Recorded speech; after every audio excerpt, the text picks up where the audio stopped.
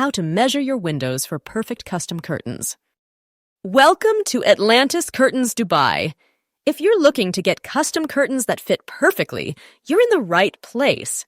Today, we'll show you how to measure your windows step by step so you can achieve a flawless look. Before we begin, make sure you have the following tools: a steel measuring tape for accuracy, a notepad and pen to record measurements, a step stool if you're measuring tall windows. First, measure the width of your window. Always measure from outside edge to outside edge of the frame for the best fit. For height, decide if you want floor length, sill length, or below sill curtains.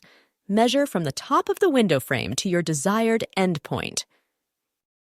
For full-length drapes, measure from the rod position to just above the floor for a clean look, or let it puddle slightly for a luxurious touch. For an inside mount, measure the exact width inside the frame in 3 spots: top, middle, bottom, and use the smallest measurement to ensure a snug fit. Always double-check measurements. Consider adding extra width for fullness. For high ceilings, place the rod higher for an elegant look. Now you're ready to get the perfect custom curtains. If you need expert guidance, visit atlantiscurtains.com or contact us for professional installation.